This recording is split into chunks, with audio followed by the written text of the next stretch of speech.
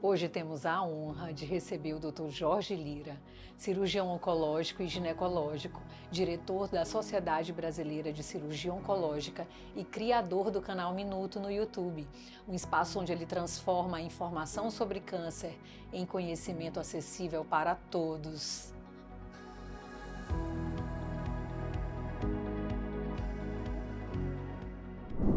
Dr. Jorge Lira, nós queremos começar essa conversa fazendo uma reflexão sobre prevenção de câncer, que é um tema que sempre desperta dúvidas, mas também traz esperança.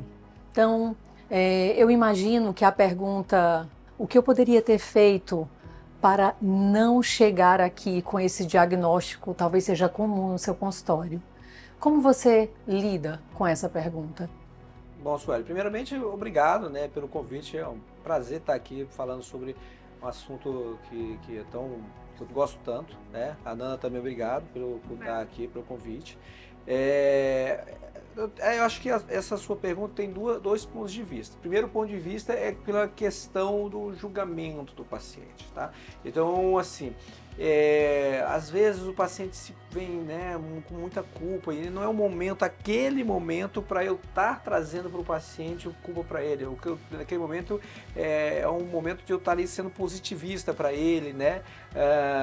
E eu sempre falo para o paciente, olha, você não teve culpa de nada, né? A questão eu sempre falo para o paciente, tem 3 coisas que são muito importantes para um bom tratamento oncológico, né? Que eu falo que é fé, seja qualquer que seja, o apoio familiar é importante, tá? E força de vontade. Então eu percebo que quando o paciente reúne essas três coisas, ele vai melhor no tratamento. Agora, na prevenção, né, propriamente dito, o que eu falo para os pacientes é que assim, a prevenção, a maior parte dos nossos tumores, eles são de um componente muito mais ambiental do que genético. Tá? Então, assim, existe uma gama aí de tumores que têm fortes fatores ambientais que a gente pode aqui enumerar, por exemplo, excesso de sol, né? Eu sei do pessoal da praia gosta, mas o sol ele é um forte fator cancerígeno. Consumo excessivo de gorduras, né, saturadas, frituras e demais, né? Sobrepeso, né? Então aí está relacionado à falta de atividade física, também o que a gente come no dia a dia, né? Como diria Hipócrates, a gente é o que a gente come, né? Então a gente, infelizmente, devido à vida que todos nós levamos, e eu também, né? A gente come muito junk food, né? Comida industrializada, né? Então, querendo ou não, todas essas comidas industrializadas, elas têm conservantes e coisas que a gente, a longo prazo, é difícil a gente conseguir né, controlar isso, tá? Cigarro, né? Cigarro não tem como a gente falar que existe forma segura de consumir. O álcool, tá? Apesar de ter toda a controvérsia, né, sobre em cima, mas o álcool foi considerado pela Organização Mundial da Saúde como, né, um alto poder carcinogênico, né? Mas apesar do que, eu sou daqueles que defendem que um vinho, uma cerveja em uma dose bem controlada, ele é benéfico sim. E acho que é isso. E a atividade física é muito importante, né? Não só pelo fato de prevenir o câncer, mas também todo o benefício que ele faz, não só articular, mas cardiológico, enfim, tudo mais. E é importante, né? Hoje existe aí o acesso fácil a essas informações, como o senhor bem relatou a questão da alimentação, da atividade física, tabagismo e álcool. Mas por que ainda é tão difícil transformar esse conhecimento em atitude preventiva? Né? Difícil. Acho que aí é muito questão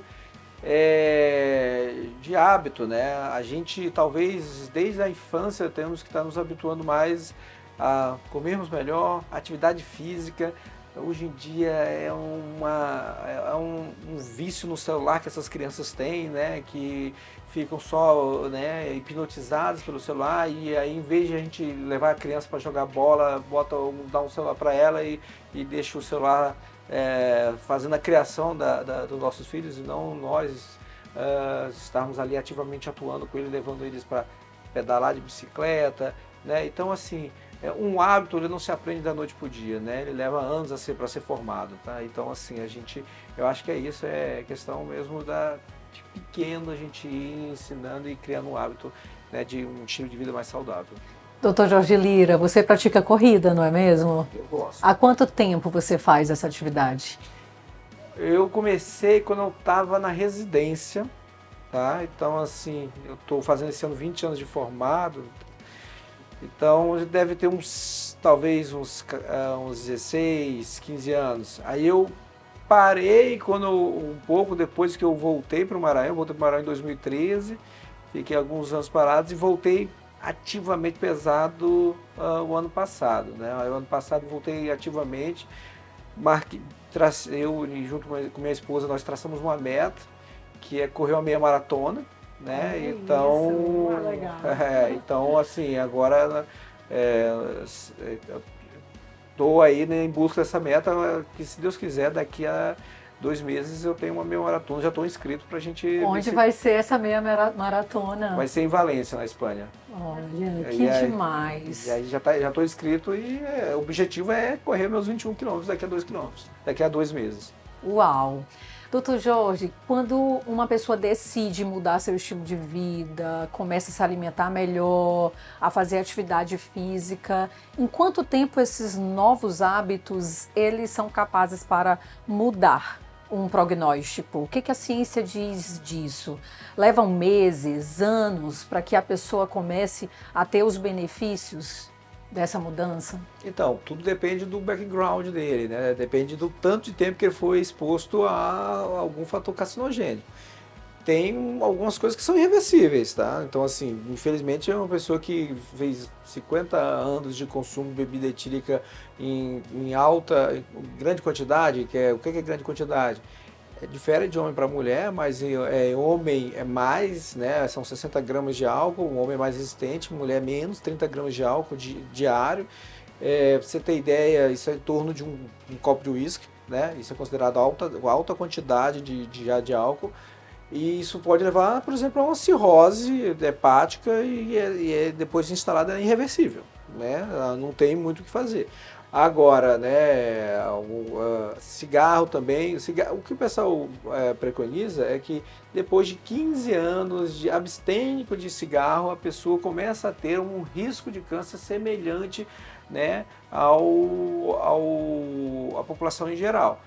Apesar do que, né, a gente sabe que tem aquelas sequelas que são reversíveis do enfisema pulmonar, que depois de destruído o pulmão, você pode ter até algum ganho com fisioterapia, sim, tem um ganho, mas voltar aquele pulmão 0 km, não.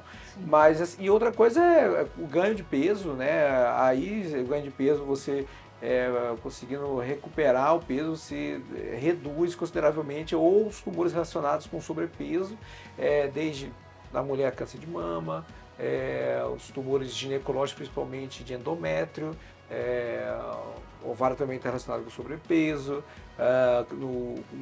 em geral, né, cólon está relacionado com sobrepeso, próstata também pode estar relacionado, estômago, principalmente os tumores proximais do estômago, tá? Porque a gente divide o estômago, né, nos tumores mais distais, mais perto do duodeno, e aí esses estão mais relacionados com bactéria, com H. pylori, então é com o nosso, infelizmente, está relacionado com condição socioeconômica, o pessoal que come alimentos sem estar adequadamente lá, né, higienizado, mão não higienizada, e ingere o H. pylori e acaba tendo a superinfestação por H. pylori.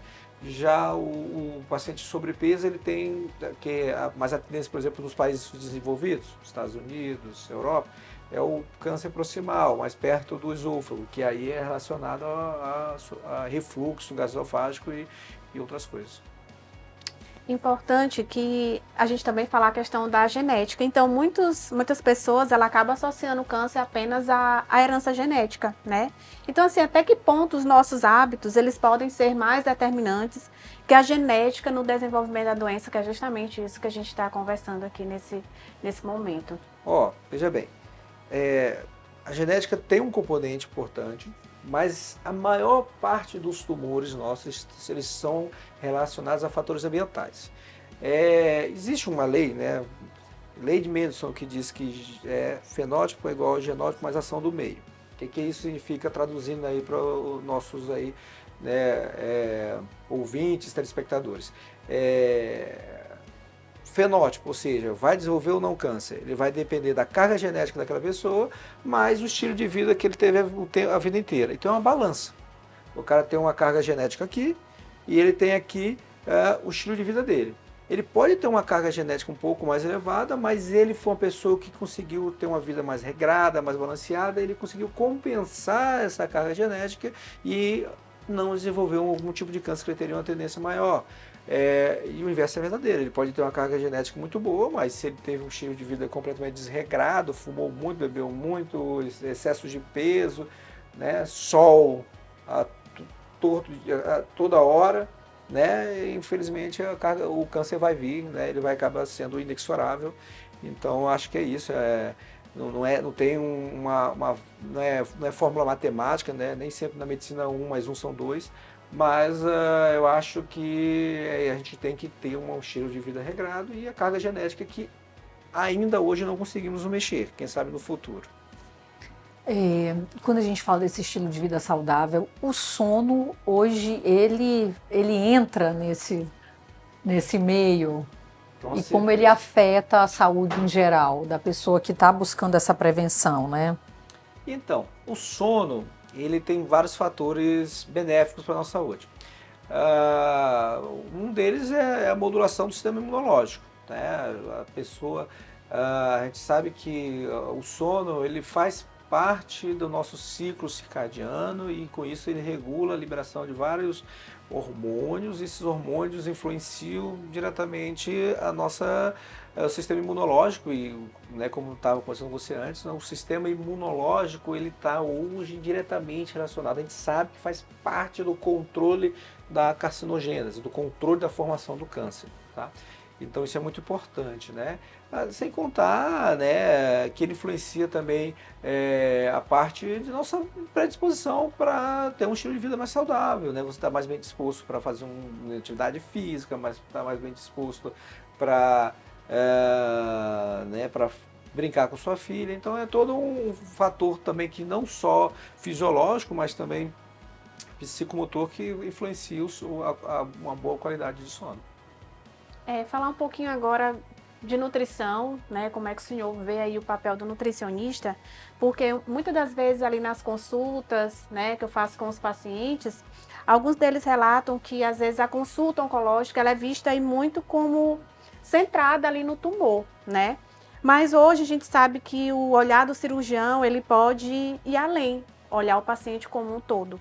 E aí eu lhe pergunto, como é que você enxerga, né, o papel do nutricionista na jornada desse paciente do tratamento oncológico, aí desde o preparo, né, para essa cirurgia até a recuperação desse paciente?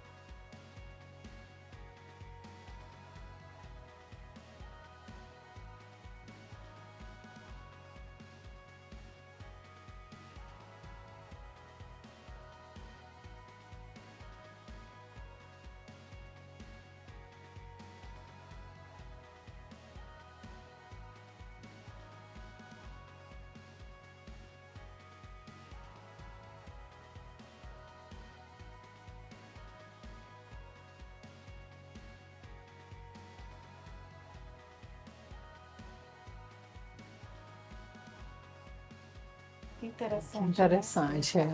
No final, a gente vê que no final das contas está tudo, né, tudo interligado, né? Não existe, eu trato só do intestino, o outro só do coração. Na verdade, tudo de alguma forma se conecta, por isso, né, é o ser humano. Nosso corpo é um grande sistema, né?